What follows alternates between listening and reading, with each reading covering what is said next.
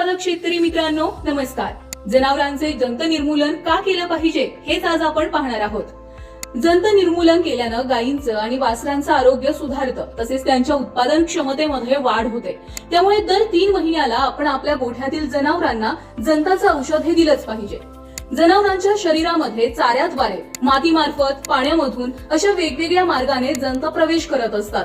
गायींच्या शरीरामध्ये 10 पेक्षा जास्त प्रकारचे जंत हे आढळून येतात आणि त्यातील काही पोटात, आतड्यांमध्ये, यकृतात अशा शरीराच्या वेगवेगळ्या अवयवांमध्ये हे जंत सापडतात. आपण या फोटोमध्ये जंताचे विविध प्रकार हे पाहू शकतो.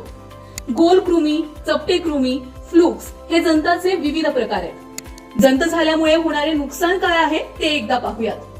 पहिलं नुकसान म्हणजे जनावरांची तब्येत सुधारत नाही. क्षमतेपेक्षा जनावर कमी दूध देतात. प्रामुख्याने वासरांचं वजन हे वाढत नाही. जनावरांचं सुद्धा वजन कमी व्हायला लागतं.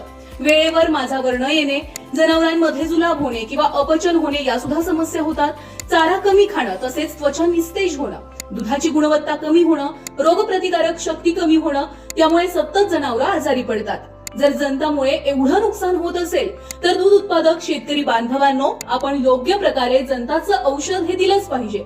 त्यामुळे ऋतुमानानुसार आणि जंताच्या प्रकारानुसार जंत निर्मूलन करणं हे अत्यंत गरजेचं आहे. जंत निर्मूलन करताना कोणत्या गोष्टी विचारात घेतल्या पाहिजेत हे आपण पुढील व्हिडिओमध्ये पाहणार आहोत. अशाच माहितीपूर्ण व्हिडिओज पाहण्यासाठी सोनाई पशु आहारच्या पेजला नक्की फॉलो करा आणि चॅनलला सबस्क्राईब करायला विसरू नका. धन्यवाद.